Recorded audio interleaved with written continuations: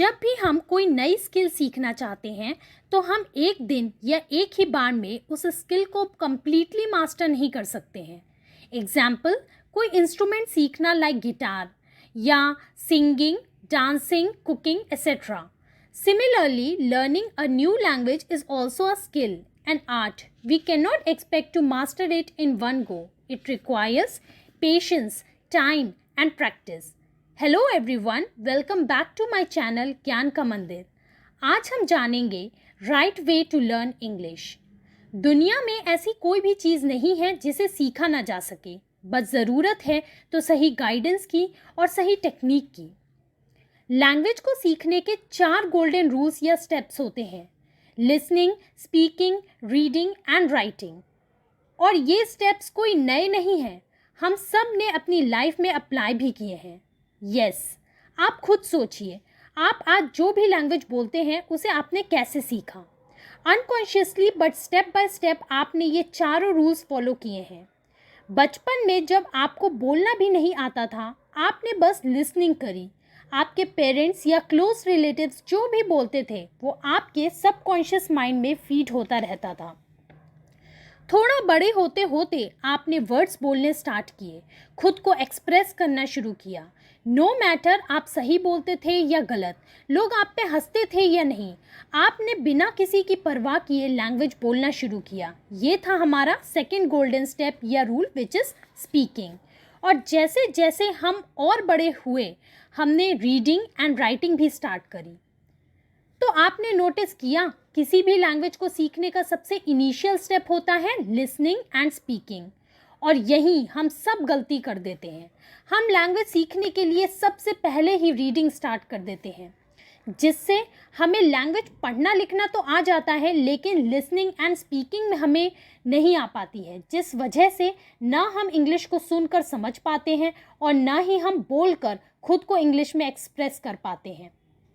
और कई बार English reading and writing आने के बावजूद भी हम इंग्लिश कम्युनिकेशन करने में हेजिटेट होते हैं या हिचकिचाते हैं। तो इसलिए इंग्लिश को बिल्कुल ज़ीरो से सीखने के लिए हमें सबसे पहले लिसनिंग एंड स्पीकिंग पे फोकस करना चाहिए, ताकि इंग्लिश का डर हमारे मन से निकल सके। जैसे एक बच्चा सीखता है किसी भी लैंग्वेज को बिना किसी झिझक और डर के। A child doesn't even realize that he is learning a whole new language. वो बस कुछ वर्ड्स और सेंटेंसेस सुन सुनकर खुद को भी वैसे ही एक्सप्रेस करने की कोशिश कर रहा होता है। आप बच्चे को कितनी भी लैंग्वेजेस सिखा सकते हैं, इंग्लिश, हिंदी, कोई और रीजनल लैंग्वेज जैसे पंजाबी, गुजराती, कन्नड़ या foreign language like French, German etcetera, वो आराम से ग्रास्प कर लेगा, क्योंकि आप एक नेचुरल प्रोसेस से सिखाते हैं उसे स्टेप बाय स्टेप। यदि आप सीधे बुक पकड़ा देंगे और रीडिंग एंड राइटिंग करवाने लगेंगे तो बच्चा अगर लिखना पढ़ना सीख भी ले, लेकिन स्मूथ कम्युनिकेशन नहीं कर पाएगा। और यही रीज़न है कि आगे चलकर इंटरव्यूज़ या अदर इम्पॉर्टेंट इवेंट से पहले हमें स्पोकन इंग्लिश क्लासेस लगवानी पड़ती है, और वो भी कई बार हेल्पफुल नहीं हो पाती है। तो चलिए, ये तो हम समझ गए कि इंग्लिश सीखने के लिए लिसनिंग एंड स्पीकिंग बहुत इम्पॉर्टेंट है, लेकिन सवाल ये आता है कि लिसनिंग हम करें कहाँ से, क्योंकि ज़रूरी नहीं है कि हमारे आसपास लोग इंग्लिश में बोलते हों। तो आप यूट्यूब पे इंग्लिश लर्निंग वीडियोस देख सकते हैं, फ्री टाइम या ट्रैवलिंग के दौरान इंग्लिश सॉन्ग सुन सकते हैं, अपने फेवरेट बॉलीवुड स्टार्स या फेवरेट स्पोर्ट्स पर्सन या किसी भी फेमस पर्सनालिटी के इंग्लिश में इंटरव्यूज़ देख सकते हैं, इंग्लिश मूवीज़ देख सकते हैं। ये सब आपको परेशान होकर नहीं सुनना है कि एक एक वर्ड और सेंटेंस समझ में ही आना चाहिए। आपको रियलाइज़ नहीं होगा, लेकिन आपके सबकॉन्शियस माइंड में ये सारा डेटा स्टोर होता जाएगा, जो कि आपको आगे हेल्प करेगा जब आप ग्रामर के रूल सीखेंगे या एडवांस इंग्लिश सीखने लगेंगे। फ़िलहाल बस आपको अपने सबकॉन्शियस माइंड को फैमिलियर करवाना है इंग्लिश वर्ड्स, सेंटेंसेस, प्रोनाउंसिएशन और भाषा के लहजे से। फिर आता है हमारा नेक्स्ट स्टेप, स्पीकिंग। आपको धीरे धीरे इंग्लिश बोलनी भी शुरू करनी है। अपने सिबलिंग से, पेरेंट्स से, फ्रेंड्स से या कलीग से बिना हेजिटेशन के।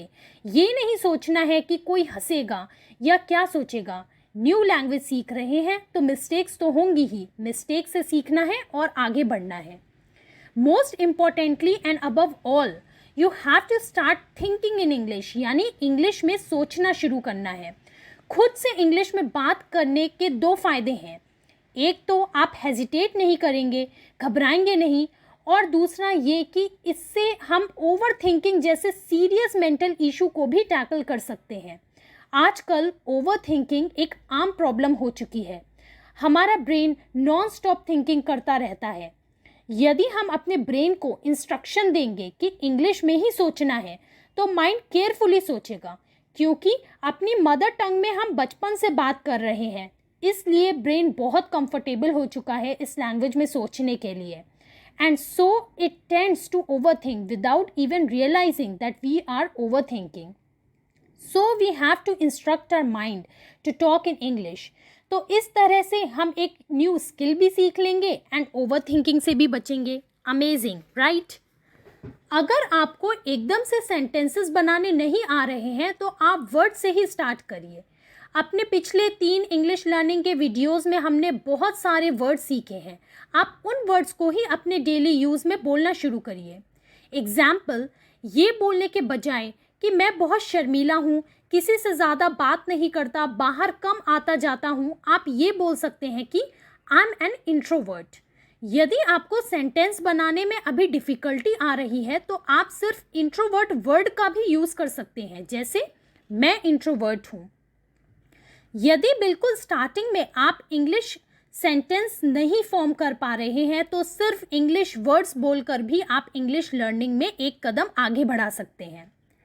अब नेक्स्ट आपको स्टार्ट कर देनी है इंग्लिश रीडिंग। रीडिंग के लिए सबसे पहले ही नहीं आपको न्यूज़पेपर उठा लेना है, उसमें सबसे एडवांस इंग्लिश यूज़ होती है। स्टार्ट करिए सिंपल शॉर्ट स्टोरी से, आर्टिकल से, इवन आपके घरों में जो प्रोडक्ट्स यूज़ होते हैं जैसे सोप्स, डिटर्जेंट्स या किचन में यूज़ होने वाले products like ready to eat food, सब में लिखा होता है direction to use, storage etcetera. ये दोनों लैंग्वेज में लिखा होता है, इंग्लिश एंड हिंदी। आप इंग्लिश में पढ़ना शुरू करिए। धीरे धीरे रीडिंग का लेवल इंक्रीज़ करिए। आप विकिपीडिया में जाकर किसी मूवी का प्लॉट भी पढ़ सकते हैं। आपको ऐसी चीज़ें पढ़नी है जिससे आप बोर भी नहीं होंगे और धीरे धीरे इंग्लिश लैंग्वेज में फ्लुएंट और कॉन्फिडेंट होते जाएंगे। नेक्स्ट स्टेप, इंग्लिश राइटिंग के लिए आपको एक डायरी मेंटेन कर सकते हैं जिसमें आप अपनी दिनचर्या लिख सकते हैं। भले ही आप रोज़ के 2 सेंटेंस लिखिए, लेकिन लिखिए ज़रूर। इसके अलावा आप मेरे चैनल से भी जुड़े रह सकते हैं। इसमें मैं इंग्लिश लर्निंग से रिलेटेड वीडियोस डालती रहती हूँ। फ़िलहाल मैंने वोकैबुलरी इम्प्रूवमेंट के वीडियोस डाले हैं। आगे English grammar, reading, writing skills से रिलेटेड वीडियोस भी डालूंगी for overall English learning and understanding. Remember, practice makes a man perfect. Practice करते रहिए। जैसे आप हिंदी या दूसरी कोई लैंग्वेज बोल पाते हैं, इंग्लिश भी आपको ज़रूर आएगी। बस सही डायरेक्शन में आगे बढ़ना है और पेशेंस रखना है और आत्मविश्वास रखना है। Thank you so much for watching my video. Subscribe to my channel for more such informative videos. Thank you so much.